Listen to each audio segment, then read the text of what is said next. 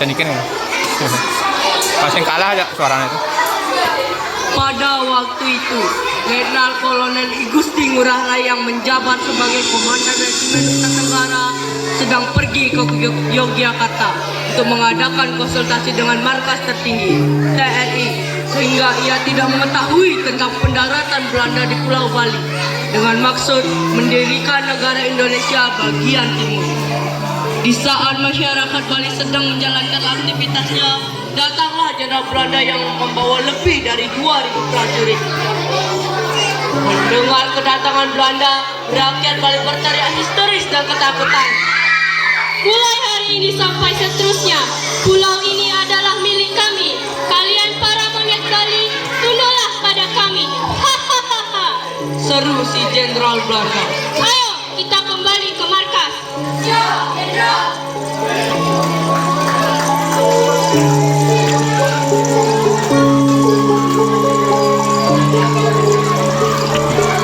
Setelah Jenderal Belanda bersama pasukannya telah kembali ke markas, datanglah I Gusti Ngurah Rai bersama pasukannya Ciung Wanara dari Yogyakarta. Beliau pun membelalak terkejut melihat kondisi Pulau Bali. Ada apa ini? Siapa yang melakukan ini? Parai, Belanda bersama pasukannya telah datang, Pak. Betul-betul, Pak. Kami tidak berbohong. Tenang dulu, aku baru saja tiba di sini. Dan tunggu, Belanda katamu? Sudah saya duga, Komandan. Ini semua adalah ulah Belanda keparat itu. Lihat, Komandan, itu adalah bendera Belanda. Sialan, Belanda kurang ajar.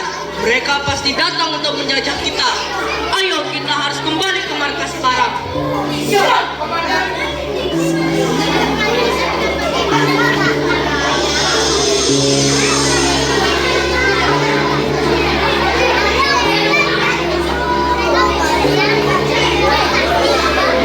Sesampainya I Gusti Ngurah Rai bersama prajuritnya di markas, mereka membicarakan tentang penyebab datangnya Belanda ke Pulau Bali. Karena isi dari surat perjanjian Linggarjatilah, Belanda harus meninggalkan wilayah kekuasaannya. Semua ini adalah akibat dari perjanjian Linggarjati. Apa? Perjanjian Linggarjati? Maksud Komandan, surat dari pusat. Iya, surat dari pusat yang tidak mengakui Bali sebagai wilayah Indonesia. Bagaimana ini bisa terjadi? Apa yang harus kita lakukan sekarang? Sebenarnya apa yang terjadi, Pak Rai? Mengapa kita tidak diakui? Tenanglah, mereka pasti hanya ingin memecah belah kita. Yang harus kita ingat adalah meski kita tidak diakui dalam perjanjian Linggarjati, darah kita, jiwa kita, dan raga kita tetaplah Indonesia. Ayo, kita buktikan pada mereka bahwa kita juga memperjuangkan kemerdekaan Indonesia.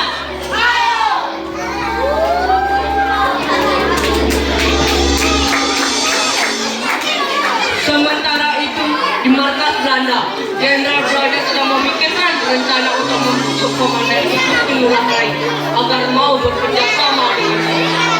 Wah, kita harus cari cara agar para monyet Bali itu mau bergabung dengan kita. Untuk apa mereka bergabung dengan kita? Bukankah mereka hanya sekumpulan kotoran tikus? Lagi pula, apa juga untungnya untuk kita? Diamlah, sialan. Ini namanya strategi. Kalau kalian punya otak, jangan hanya sebagai isian untuk kalah. Kau bilang apa tadi? Apa? Kau marah? Sudahlah, kalau kalian terus bertengkar, saya akan membuang kalian bersama para monyet itu. Jika kita berhasil merebut Bali, maka akan lebih mempermudah kita untuk menyerang Indonesia dari arah timur. Kalau begitu, kita tinggal mengancam mereka saja, kan, Jenderal? Atau kita serang saja dan membawa mereka ke markas kita. Apa itu yang kalian sebut sebagai membujuk? Jika seperti itu, para monyet Bali akan menyerang kita. Jenderal, bagaimana jika Jenderal bertemu dengan mereka dan membujuknya agar mau bergabung dengan kita? Mereka itu orang bodoh, Jenderal. Ini Startup di YouTube. Kalau Startup di begitu, YouTube. saya akan menemui mereka Startup di melalui YouTube. surat.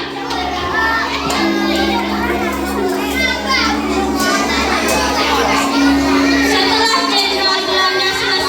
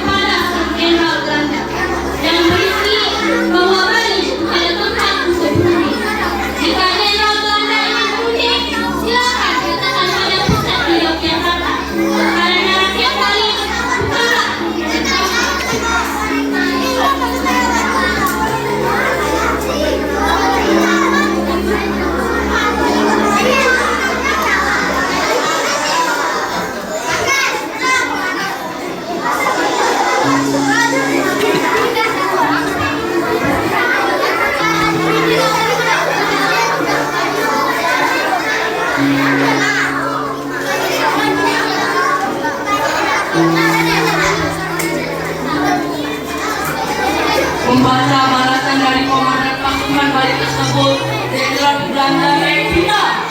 Lalu Jenderal Belanda tersebut menyuruh salah satu prajuritnya untuk memukul kepala pembawa pesan tersebut dan membawanya ke markas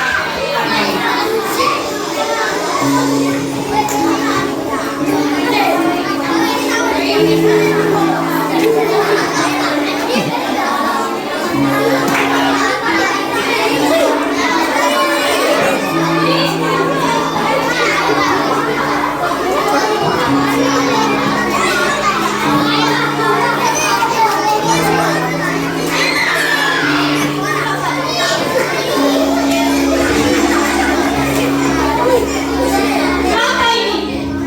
Ya ampun, komandan, lihat ini. Ada apa? Apa itu? Sialan, tidak ada aparat. Mereka bikin kita akan diam saja setelah diperlakukan seperti ini. Ayo kita hadapi mereka. Siap, komandan.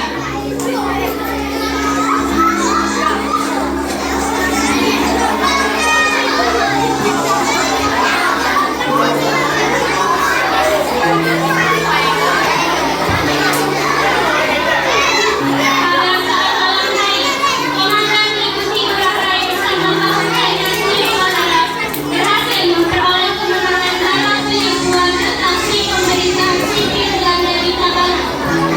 Di mana para aparat itu? Kalian carilah di sana. Sementara itu, saya cari di sana. Siap, komandan.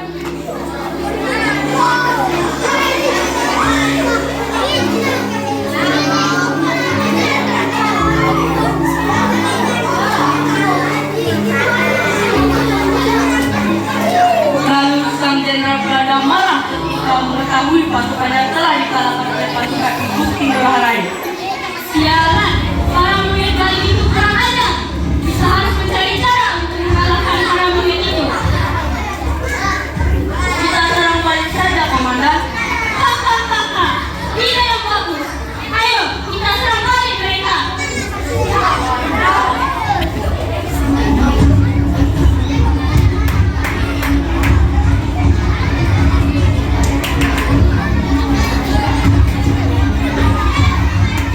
Sebelum Igusti Ngurah Rai melakukan perjalanan jauh ke gunung-gunung yang berada di ujung timur Pulau Bali, di dalam rumah Igusti Ngurah Rai berbicara pada kami. Ada apa? Mengapa kau begitu gelisah, Saud Belanda? Mereka sudah pergi, deh. Perasaanku sudah terganggu. Tutur pelan sang istri dengan gemetar. Tenanglah, deh. Aku yakin. Parai, Parai, Ada apa? Belanda telah menyerang desa di mereka, Parai. Apa? Bagaimana bisa? Sepertinya mereka telah mendapatkan pasukan bantuan tambahan, Parai. Jumlahnya lebih banyak dari pasukan kita yang telah bersama. Tak penting sebanyak apapun pasukan mereka. Yang penting, kalau kita bersama Anda, mari kita berjuang di kafenya sebagai kafir. Siap, Parai. Aku yakin dari akan memenangkan peperangan ini. Iya, silakan kamu keluar dulu. Baik, Parai. Setelah prajurit itu keluar, Igusti Ngurah Rai melanjutkan kembali pembicaraan bersama. Apa kamu yakin, Nih? Prajuritku akan menang? Iya, aku yakin deh, rakyat Bali adalah rakyat yang memiliki dua satu dalam menjalankan kekuasaan Pulau Bali. Dan satu hal yang harus diingat, ini adalah tugas dan kewajibanku deh. Tapi, Nih, kamu tidak hanya seorang komandan. Kamu adalah kepala keluarga ini, Nih. Untuk apa kita hidup bersama jika dalam keadaan dan Suasananya mendadak sunyi. Hanya angin yang menerpa ruangan saat itu. untuk apa kita hidup jika kebebasan kita hilang bagaikan asap yang melayang. Anggaplah diri sudah mati deh, kamu tidak perlu memikirkan diri. Hiduplah dengan bahagia tanpa beda. Tapi, satu-satunya alasan adalah bahagia adalah bersama kamu, Nih. Mendengar kalimat yang baru saja diucapkan sang istri, Igusti Ngurah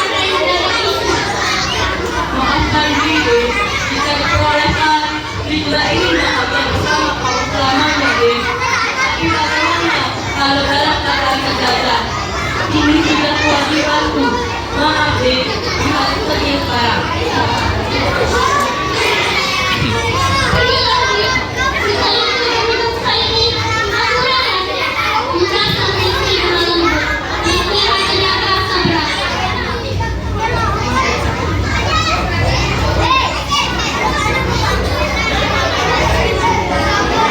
Setelah itu, Gusti Ngurah Rai berpamitan dengan istrinya. Dia tersenyum pada istrinya dengan kata-kata terima kasih. Lalu setelah Gusti Ngurah Rai pergi, sang istri berdoa.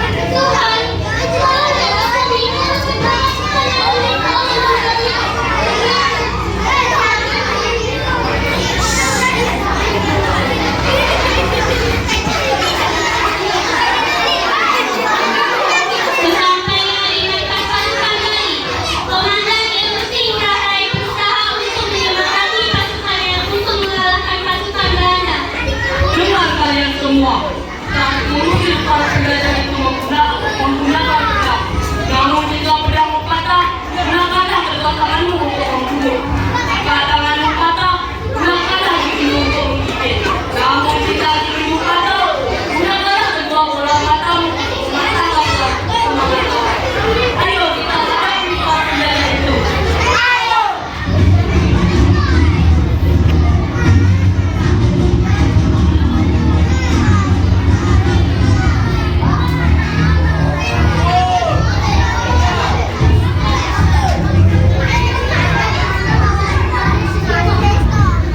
Pada siang hari tanggal 20 November 1946, Gusti Ngurah Rai bersama pasukannya menempuh perjalanan jauh ke Gunung Agung di ujung timur Pulau Bali. Namun di tengah perjalanan, pasukan Ciwanara dicegat oleh serjant Belanda di Desa Marga, Tabanan, Bali. Para prajurit Bali dan Belanda pun berseru untuk memulai pertempuran. Salah! Mundur!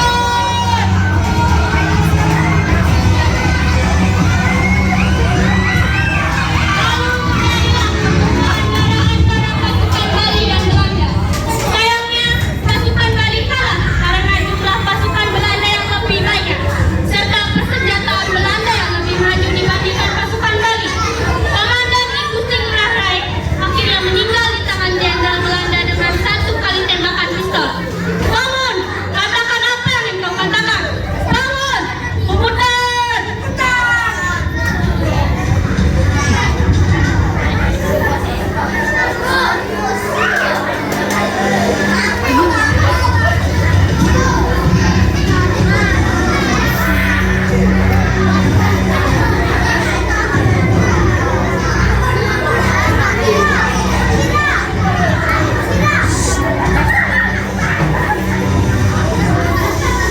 Tolong titip pesan pada istriku.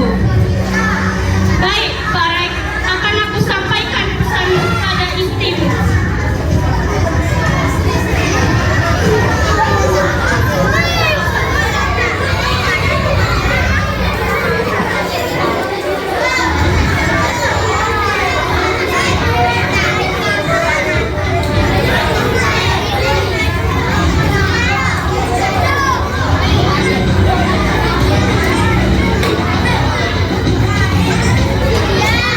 Perang sampai habis atau yang disebut dengan Perang Kumputan Margarana inilah yang kemudian mengakhiri hidup Gusti Ngurah Rai pada tanggal 20 November 1946. Gusti Ngurah Rai merupakan sosok pahlawan nasional Bali yang harus kita selalu hormati.